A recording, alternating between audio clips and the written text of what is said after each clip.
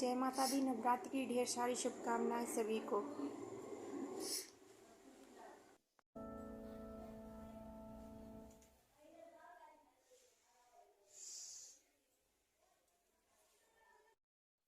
ये मेरी दरबार सप्तशती है। ये संस्कृत में भी है और हिंदी अनुवाद भी है, और ज़रूरी नहीं है कि हम इसे संस्कृत में ही पढ़ें, हम हिंदी भी पढ़ सकते हैं। जिसको जो आता है वो पढ़ सकते हैं, और ज़रूरी नहीं है कि हम संस्कृत ही पढ़ें। ये किताब जो है हिंदी में भी दी गई है यहाँ पे। राधे राधे सभी को, जय माता दी सभी को। नवरात्र की बहुत सारी शुभकामनाएं। तो हम नवरात्र में सबसे महत्वपूर्ण पुस्तक होती है दुर्गा सप्तशती, जो कि पाठ की जाती है। इसमें 13 अध्याय होते हैं जो कि हमें पढ़ने होते हैं, और एक हमें दोहराना होता है। मतलब पूरे 14 पाठ मुझे पढ़ने होते हैं। इसका बहुत महत्व है दुर्गा नवरात्रों में। अब हम प्रथम अध्याय पढ़ना शुरू करेंगे। अथ श्री दुर्गा सप्तशती प्रथम अध्याय। आरंभ करते हैं। मेधा ऋषि राजा सुरत और समाधि को भगवती की महिमा बताते हुए मधु कैटभ वध का प्रसंग सुनना। तो हम इसे हिंदी में पढ़ेंगे।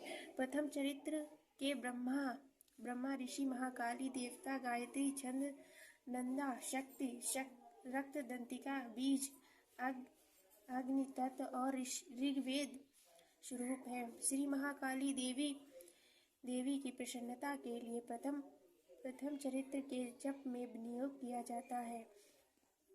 भगवान विष्णु के सो जाने पर मधु और कैटभ को मारने के लिए कमल जन्मा ब्रह्मा जी ने जिसका स्वागत किया था, उनका महाकाली देवी का मैं सेवन करता हूँ। वे अपनी 10 हाथों में खड्ग, गदा, चक्र, बाण, धनुष, परिघ, शूल, भुसंडी, मस्तक और शंख धारण करते हैं। उनके 3 नेत्र हैं। वे समस्त अंगों में दिव्य आभूषण से विभूषित हैं। उनके शरीर की कांति नीलमणि के समान है। वे 10 मुख और 10 पैरों से युक्त हैं।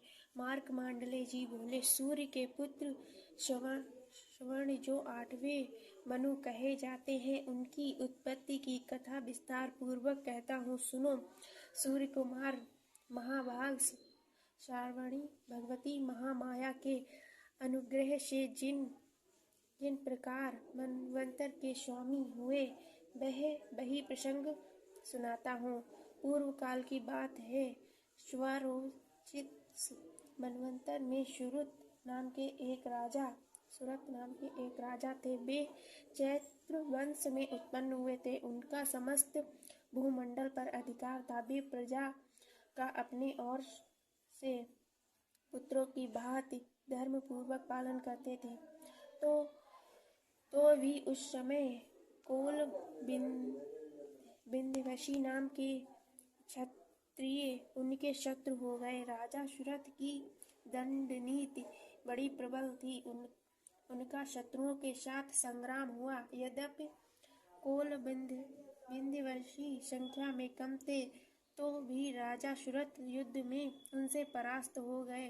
तब वे युद्ध भूमि से अपने नगर को लौट आए और केवल अपने देश के राजा होकर रहने लगे। किंतु वहां भी उनका प्रबल शत्रुओं ने उस समय महाभाग राजा सुरत पर आक्रमण कर दिया। राजा का बल क्षीण हो चला था, इसलिए उनके दुष्ट, बलवान एवं दुरात्म मंत्रियों ने वहां उनकी राजधानी में भी राजकीय सेना और खजाने को हथिया लिया। सूरत का प्रभुत्व नष्ट हो चुका था, इसलिए वे शिकार खेलने के बहाने घोड़े पर सवार हो वहां से अकेले ही एक घने जंगल में चले गए। वहां उन्होंने विप्रवर मेघा मनु का आश्रम देखा, जहां कितने ही हिंसक जीव परम शांत भाव से रहते थे। मनु के बहुत से शिष्य उस वन की शोभा बढ़ा रहे थे। वहां जाने पर मुनि ने उनका सत्कार किया और वे मुनि श्रेष्ठ के आश्रम पर इधर उधर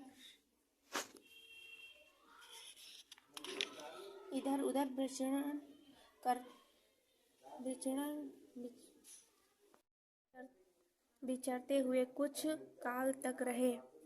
फिर ममता से आकृष्ट चित्त होकर वहां इस प्रकार चिंता करने लगे, पूर्व काल में मेरे पूर्वजों ने जिनका पालन किया था वही नगर आज मुझसे रहित है। पता नहीं मेरे दुराचारी भृत्यगण उनकी धर्म पूर्वक रक्षा करते हैं या नहीं।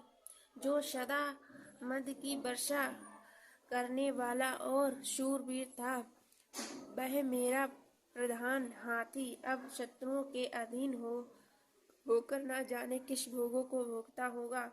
जो लोग मेरी कृपा, धन और भोजन पाने से सदा मेरे पीछे पीछे चलते थे, वे निश्चय ही अब दूसरे राजाओं का अनुसरण करते होंगे। उन पापी लोगों के द्वारा सदा खर्च होते रहने के कारण अत्यंत कष्ट से जमा किया हुआ वह खजाना भी खाली हो जाएगा। ये तथा और कई भी बातें राजा सुरथ निरंतर सोचते रहते थे। एक दिन उन्होंने वहां प्रोफेसर मेधा के आश्रम के निकट एक वैश्य को देखा और पूछा, भाई तुम कौन हो? यहाँ तुम्हारे आने का क्या कारण है? तुम क्यों शोकग्रस्त और अनमने से दिखाई देते हो? राजा सुरथ का यह प्रेम पूर्वक कहा हुआ वचन सुनकर वैश्य विनीत भाव से उन्हें प्रणाम करके कहने लगा। वैश्य बोला, राजन, मैं धनियों के कुल में उत्पन्न एक वैश्य हूँ। मेरा नाम समाधि है। मेरे दुष्ट स्त्री पुत्रों ने धन के लोभ से मुझे घर से बाहर निकाल दिया है।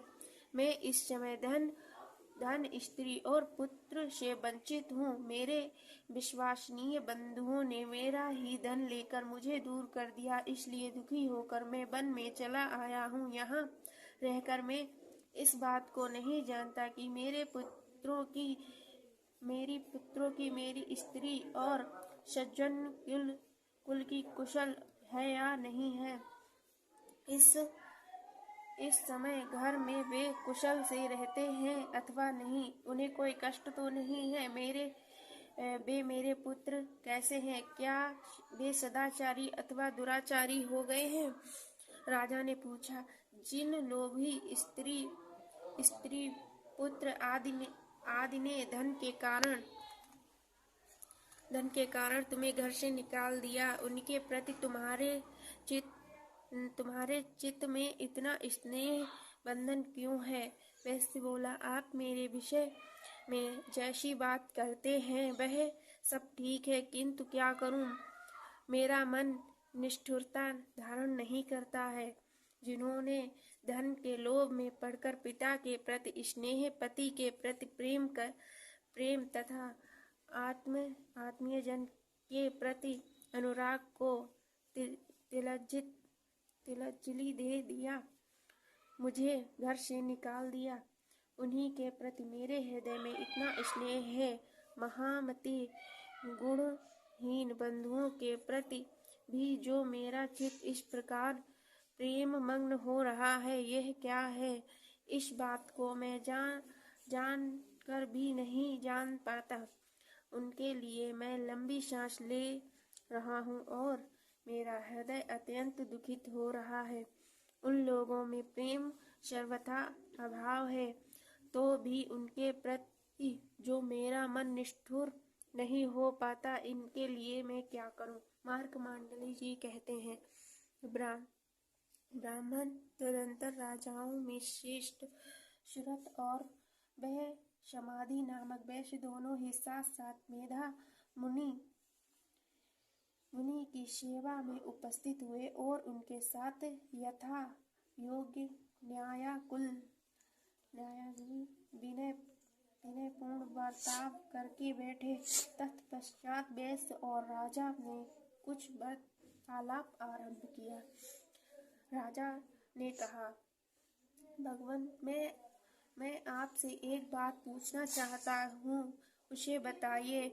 मेरा चित्त अपने अधीन न होने के कारण वह बात मेरे मन को बहुत दुख देती है। जो राज्य मेरे हाथ से चला गया, उसमें और उसके संपूर्ण अंगों में मेरी ममता बनी हुई है।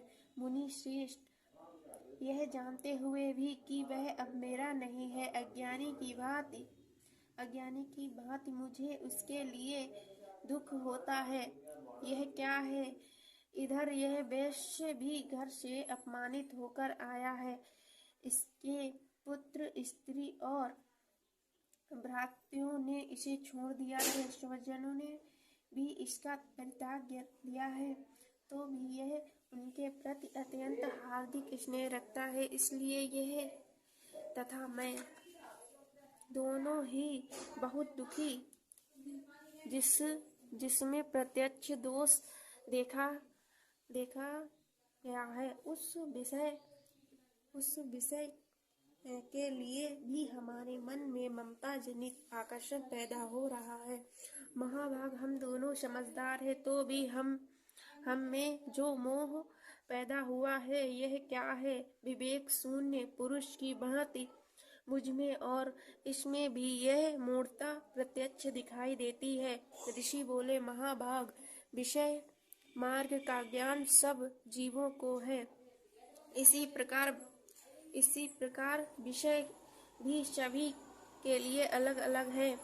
कुछ प्राणी दिन में नहीं देखते और दूसरे रात में नहीं देखते, तथा कुछ जीव ऐसे भी हैं जो दिन और रात्रि में भी बराबर देखते हैं। यह ठीक है कि मनुष्य समझदार होते हैं, किंतु केवल वे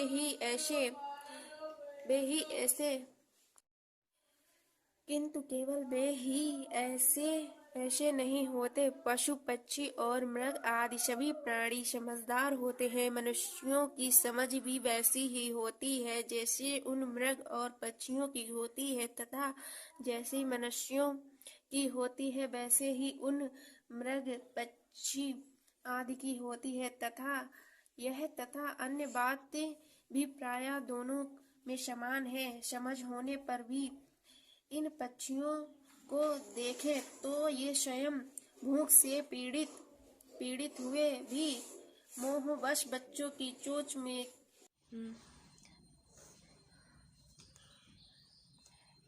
यह तथा अन्य बातें भी प्रायः दोनों में समान ही है।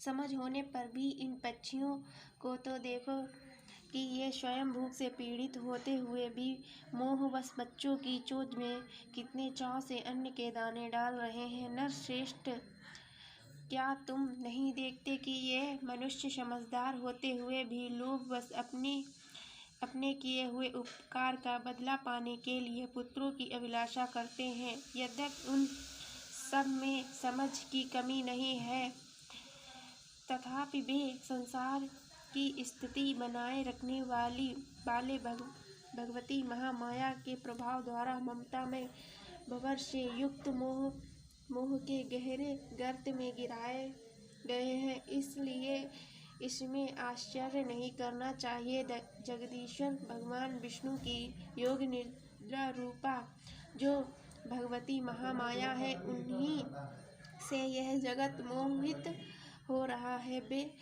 भगवती महामाया देवी ज्ञानियों के भी चित्त को बलपूर्वक खींचकर मोह में डाल देती हैं। वे ही इस संपूर्ण चराचर जगत की सृष्टि करती हैं, तथा वे ही प्रसन्न होने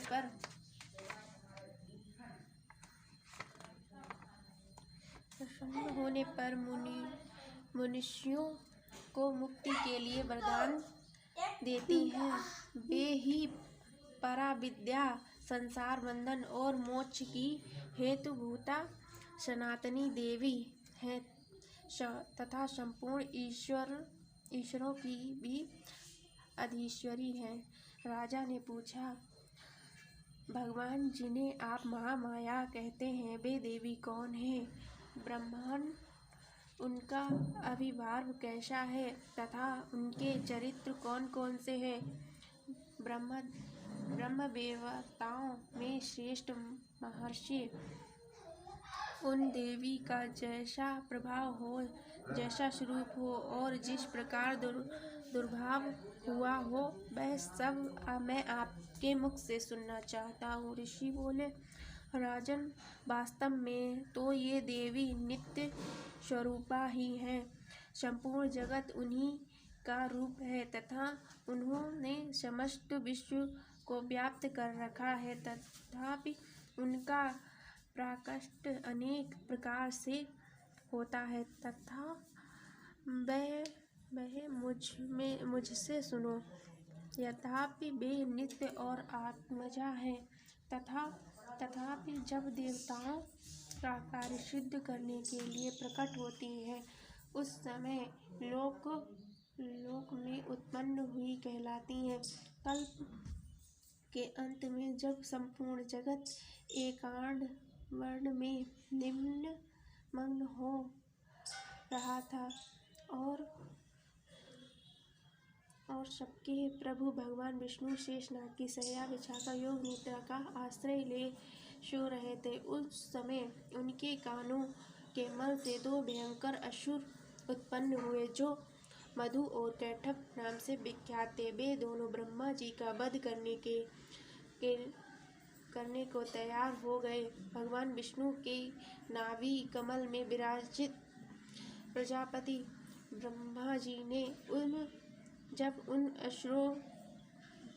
उन दोनों भयानक असुरों को अपने पास आया और भगवान को सोया हुआ देख तब एकाग्रचित्त होकर उन्होंने भगवान विष्णु को जगाने के लिए उनके नेत्रों में निवास करने वाली योग निद्रा का साधन आरंभ कर दिया, जो इस विश्व की अधीश्वरी जगत को धारण करने वाले, संसार का पालन और संहार करने वाली तथा तेज स्वरूपा भगवान विष्णु की अनुपम शक्ति है। उन्हीं भगवती निद्रा देवी की भगवान ब्रह्मा स्तुति करने लगे। ब्रह्मा जी ने कहा, देवी तुम ही स्वाहा, तुम ही स्वधा और तुम ही वषट्कर हो।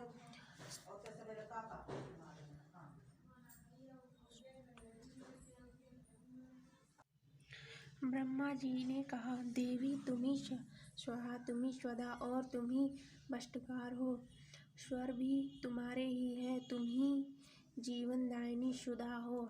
नित्य अक्षर प्रणव में आकार उकार मकार इन्हीं तीन मात्राओं के रूप में तुम ही स्थित हो तथा इन तीन मात्राओं के अतिरिक्त जो बिंदु रूपा नित्य अर्धमात्रा है, जिनका विशेष रूप से उच्चारण नहीं किया जा सकता, वह भी तुम ही हो। देवी तुम ही संध्या, सावित्री तथा परम जननी हो। देवी तुम ही इस विश्व ब्रह्मांड को धारण करती हो, तुम ही जगत की सृष्टि हो, तुम ही से इनका पालन होता है और सदा तुम ही कल्प के अंत में सबको अपना ग्रास बना लेती हो। जगन्मयी देवी, इस जगत की उत्पत्ति के समय तुम सृष्टि स्वरूपा हो, पालन काल में स्थिति रूपा हो तथा कल्पांत के समय संहार स्वरूप धारण करने वाली तुम ही हो। तुम ही महाविद्या, महामाया, महामेघा, महास्मृति, महामोह स्वरूपा महादेवी और महासुरी हो। तुम ही तीनों गुण को उत्पन्न करने वाली सबकी प्रकृति हो। भयंकर कालरात्रि, महारात्रि और मोहरात्रि भी तुम ही हो। तुम ही श्री, तुम ही ईश्वरी, तुम ही और तुम ही बोध स्वरूपा बुद्धि हो। लज्जा, पुष्टि, तुष्टि, शांति और क्षमा भी तुम ही हो। तुम ही खड्ग धारिणी, शूल धारिणी, घोर स्वरूपा तथा गदा चक्र शंख और धनुष धारण करने वाली हो। बाण, भुसंडी और परी ये भी तुम्हारे अस्त्र हैं। तुम सौम्य और सौम्यतर हो। इतना ही नहीं,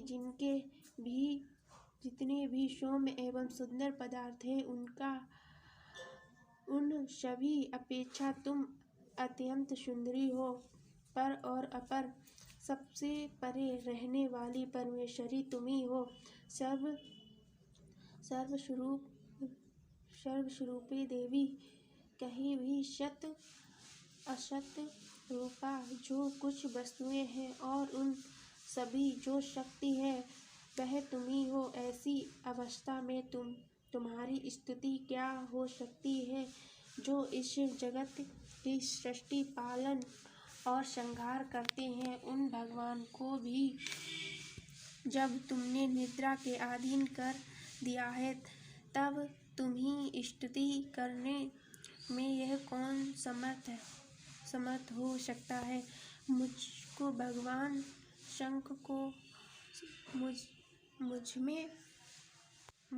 और भगवान शंकर को तथा भगवान विष्णु को भी तुमने शरीर धारण कराया है। अब तुम्हारी स्तुति करने की शक्ति किसमें है देवी? तुम तो अपने इन उदार भावों से ही प्रशंसित हो।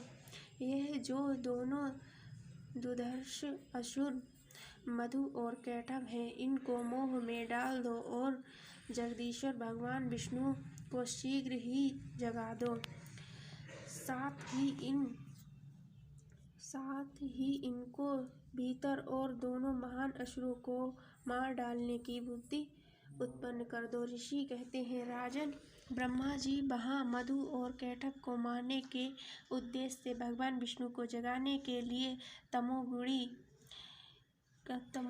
की अधिष्ठात्री देवी योग निद्रा की इस प्रकार स्तुति की। तब वे भगवान विष्णु के नेत्र, मुख, नासिका, बाहु, हृदय और वक्ष स्थल से निकलकर आव्यजन्मा ब्रह्मा जी की दृष्टि के समक्ष खड़ी हो गईं। योग निद्रा से मुक्त हो जाने पर जगत के स्वामी भगवान जनार्दन उस एकांड के जल में शेष नाग की शैया से जाग उठे। फिर उन्होंने उन दोनों असुरों को देखा। वे दुरात्मा मधु और कैटभ अत्यंत बलवान और पराक्रमी थे और क्रोध से लाल आंखें किए ब्रह्मा जी को खा जाने के लिए वो कर रहे थे। तब भगवान श्री हरि ने उठाकर उन दोनों के साथ 5000 वर्षों तक केवल बाहु युद्ध किया। वे दोनों भी अत्यंत बल के कारण उन्मत्त हो रहे थे। इधर महामाया भी उन्हें मोह में डाल रखा था। इसलिए वे भगवान विष्णु से कहने लगे, तुम्हारी वीरता से संतुष्ट हैं। वे हम लोगों से कोई वर मांगो। श्री भगवान बोले, यदि तुम दोनों मुझ पर प्रसन्न हो तो अब मेरे हाथों से मर जाओ। बस इतना सा ही मैंने वर मांगा है, यहाँ दूसरे किसी वर से क्या लेना है। ऋषि कहते हैं, इस प्रकार धोखे में आ जाने पर जब उन्होंने संपूर्ण जगत में जल ही जल देखा, तब कमल नयन भगवान ने कहा, जहाँ पृथ्वी जल में डूबी हुई न हो, जहाँ सूखा स्थान हो, वहाँ हमारा वध करो। ऋषि कहते हैं, तब तथास्तु कहकर शंख, चक्र और गदा धारण करने वाले भगवान ने उन दोनों के मस्तक अपनी जांघ पर रखकर चक्र से काट डाले। इस प्रकार ये देवी महामाया ब्रह्मा जी की स्तुति करने पर स्वयं प्रकट हुई थी। अब पुनः तुम से ही उनके प्रभाव का वर्णन करता हूँ। इस प्रकार मार्कंडेय पुराण में सर्वाधिक मनवंतर की कथा के अंतर्गत देवी महात्म्य मधुकैटभ वध नामक पहला अध्याय पूर्ण हुआ।